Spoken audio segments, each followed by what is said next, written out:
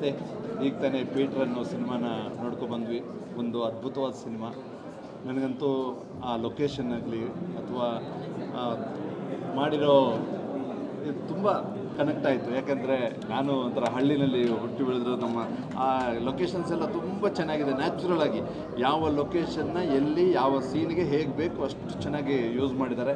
Lighting ಇದಾಗಿರ್ಬೋದು, ಆಮೇಲೆ ಎಲ್ಲ ಪ್ರತಿಯೊಂದು ಪಾತ್ರಕ್ಕೂ ಆದಷ್ಟು ಹೊಸಬರನ್ನು, ಹೊಸ ಮುಖಗಳನ್ನು, ಅದಕ್ಕೆ ಒಪ್ಪುವಂಥ ಮುಖಗಳನ್ನ ಸೆಲೆಕ್ಟ್ ಮಾಡಿದ್ದಾರೆ.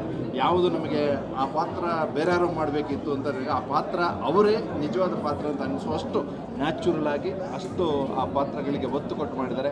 ತುಂಬ ಖುಷಿಯಾಯಿತು. ಎಲ್ಲ ಬಂದು ಥಿಯೇಟ್ರಲ್ಲಿ ಕನ್ನಡ ಸಿನಿಮಾ ನೋಡಿ ಪ್ರೋತ್ಸಾಹಿಸಬೇಕು ಅಂತ ಕೇಳ್ಕೊತಾ ಇದ್ದೀನಿ. ಎಲ್ರಿಗೂ ಒಳ್ಳೆಯದಾಗಿ. All the best. Personal opinion ಅಂತ ಹೇಳಿದರೆ, Peter as a film, as a team ಎರಡರಲ್ಲೂ ಗೆದ್ದಿದ್ದಾರೆ ಅಂತ ಅನಿಸುತ್ತೆ. ಯಾಕಂದರೆ ರಾಜೇಶ್ ಜೊತೆ ನಾನೀಗ ಭಾಗ್ಯಲಕ್ಷ್ಮಿ ಸೀರಿಯಲ್ ಮಾಡ್ತಿರೋದ್ರಿಂದ ತುಂಬ ಪ್ರತಿದಿನ ಅವ್ರನ್ನ ನೋಡ್ತಾ ಇದ್ದೀನಿ.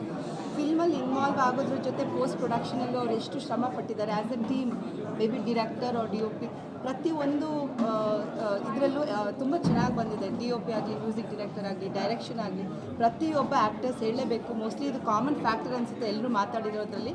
ಪ್ರತಿಯೊಬ್ಬರು ಅವ್ರ ಕ್ಯಾರೆಕ್ಟರ್ಗೆ ನ್ಯಾಯ ಒದಗಿಸಿದ್ದಾರೆ.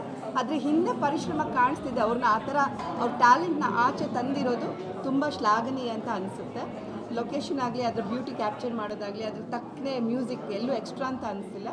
ಸೊ ಆನ್ ದ ಹೋಲ್ ತುಂಬ ಒಳ್ಳೆ ಕನ್ನಡ ಸದಭಿರುಚಿಯ ಚಿತ್ರ ಅಂತ ಅನಿಸುತ್ತೆ. ಆ್ಯಕ್ಚುಲಿ ಪ್ರತಿಯೊಬ್ಬರು ನೋಡಬೇಕಾಗಿರೋದು ಈ ಚಂಡೆದವ್ರು ಹೇಗೆ ಅದನ್ನು ಪೊಟ್ರೆ ಮಾಡಿದ್ದಾರೆ ಅನ್ನೋದು ತುಂಬ ಚೆನ್ನಾಗಿದೆ. Especially second half and climax ನನಗಂತೂ ತುಂಬ ಇಷ್ಟ ಆಯಿತು. ಎಲ್ಲರೂ ತುಂಬ ನೈಜವಾಗಿ ಅಭಿನಯಿಸಿದ್ದಾರೆ. ಎಲ್ಲೂ ಅಸಹಜತೆ ಅಂತ ಕಾಣಿಸಿಲ್ಲ ಅಭಿನಯದಲ್ಲಾಗಲಿ ಅಥವಾ ಪಾತ್ರನ ಬೆಳೆಸಿದ ರೀತಿಯಲ್ಲಾಗಲಿ. On the whole a very good entertainer. Certificate ಯಾಕೆ ಸಿಕ್ತು ಅಂತ ಗೊತ್ತಿಲ್ಲ. ಸೀರಿಯಸ್ಲಿ ಎಲ್ಲರೂ ವಾಚ್ ಮಾಡಬೇಕಾಗಿರೋ ಮೂವಿ ಇದು.